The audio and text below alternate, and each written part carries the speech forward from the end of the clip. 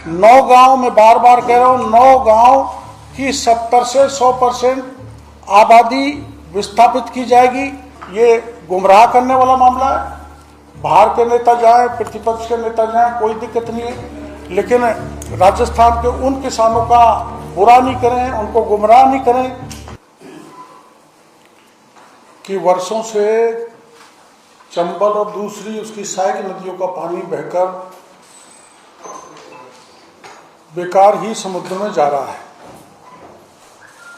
और वसुंधरा जी के द्वितीय वर्ष काल में एक प्रोजेक्ट बनाया गया कि चंबल के पानी को उठाकर राजस्थान के जिलों में सिंचाई, पीने के लिए, इंडस्ट्रियल यूज के लिए एक प्रोजेक्ट बनना चाहिए।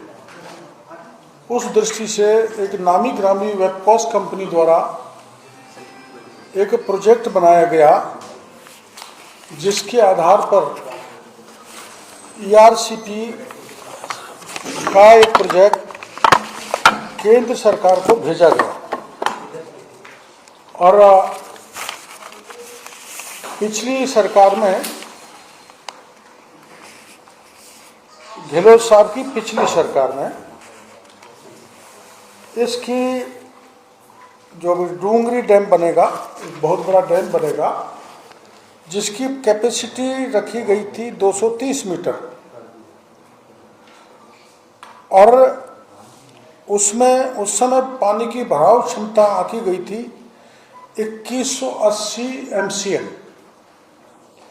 अब चूंकि ज्यादा गांव पे असर आता, उस दृष्टि से वर्तमान में इसकी कैपेसिटी जो है वो 215 मीटर की है,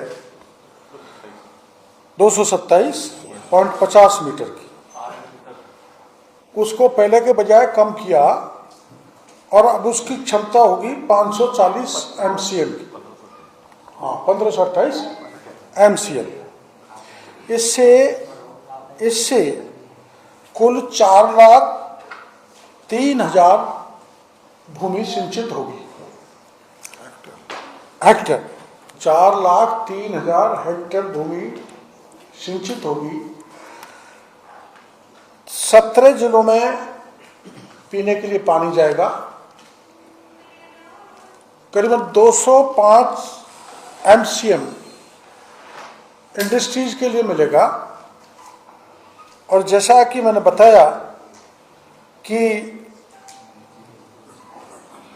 2.5 लाख ये नया एरिया इसमें जोड़ा गया है, और 1,52,000 पुराना जो सिंचित क्षेत्र है उसको स्टेबलाइज किया जाएगा। उस हिसाब से टोटल 4,03,000 हेक्टेयर सिंचित एरिया हो जाएगा।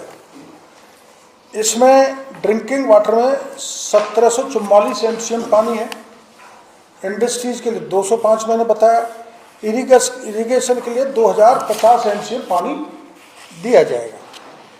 अब इस मामले को लेके आपको जानकारी है, बड़े आंदोलन हुए।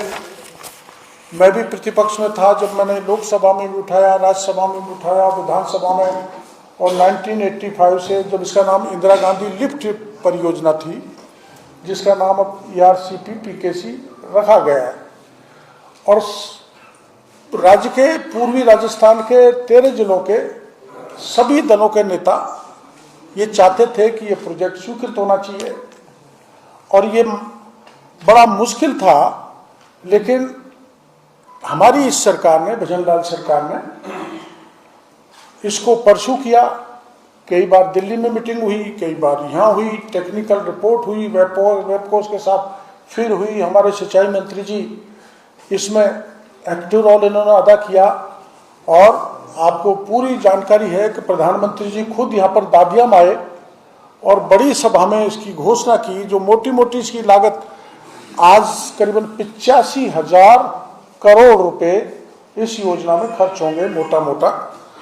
अब इसका कुछ लोग विरोध करने के लिए खड़े हुए हैं, और विरोध इस नाम पे किया जा रहा है। कोई कह रहा है 76 गांव उठ रहे हैं, कोई कह रहा है 88 गांव उठ रहे हैं, और उन गांव को भी जोड़ दिया गया है जहां की 10 बीघा जमीन डूब में आएगी। तो मैं आपको जानकारी के लिए आपको तकलीफ दी है, बुलाया है। हमारे चीफ इंजीनियर भी हैं, अभय कुमार जी, सब यहाँ पर, हम 3 मंत्री आपकी उपस्थिति में ये निवेदन करना चाहते हैं कि कोई 88-78 गांव नहीं हट रहे। इसमें एक आंकड़ा आपके सामने है, जो अलोंग दी बनास रिवर, उसकी बेसिन पर up to the Morel river एक गांव है बाडोलास, उसके 150 मकान प्रभावित होंगे। एक गांव है बाड बिलोली, उसके 205 घर हटेंगे। एक गांव है बिलोली नदी, उसके 215 गांव हटेंगे। 215 घर, सॉरी गांव के। एक है तालेरा, तालेरा के 208 गांव हटेंगे। एक है भोपर, उसके 180 घर हटेंगे। एक है खिदरपुर जाडू, उसके 325 घर घुसेंगे हटेंगे। और एक है सामोली, उसके 230, मतलब ये 9 गांव के मैंने आपको घर भी गिना दिए। इसके अलावा कहीं हल्का फुल्का, कहीं 10% पॉपुलेशन पर असर आएगा, कहीं 15% पॉपुलेशन पर असर आएगा, लेकिन जो 70% से अबो जो पॉपुलेशन या घर हटेंगे उनका नाम मैंने आपको बता दिया। जो 9 है, जो 8 या 9 है। और इसलिए मैं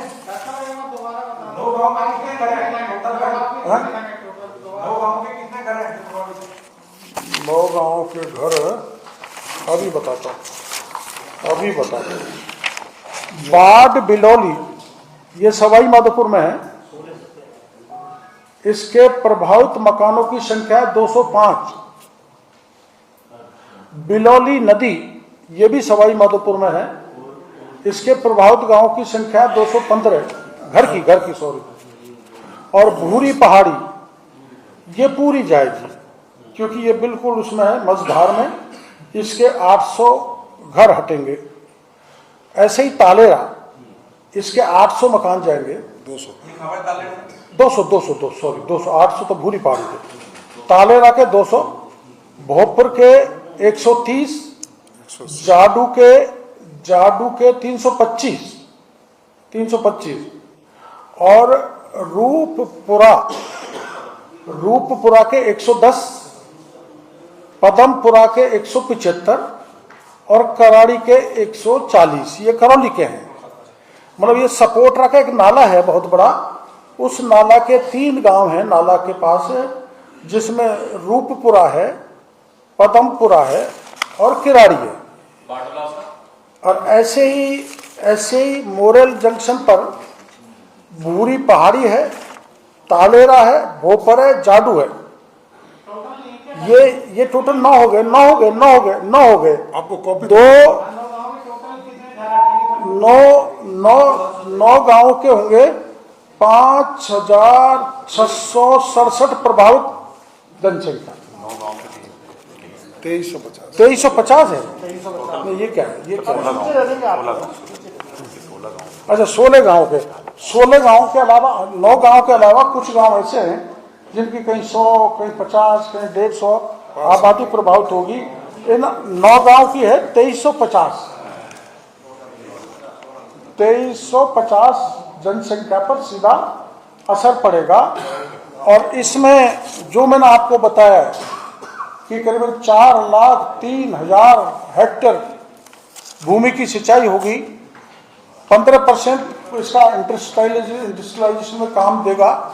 और आप जानते हो कि दिल्ली से लेके मुंबई तक जो ये बड़ा एक्सप्रेस हाईवे निकला है, वहाँ इंडस्ट्रीज आएंगी और 17 जिलों को पीने का पानी मिलेगा। ये कितना बड़ा प्रोजेक्ट, जैसे IGNP है जिसने पश्चिमी राजस्थान का कल्याण किया, गंगानगर से लेकर मोहनगढ़ तक, ऐसे ये बिल्कुल चंबल के डूंगरी से लेकर अपना जो जयसमंद अलवर का और यहाँ रामगढ़ का बांध है बड़ा, उसमें पानी डलेगा।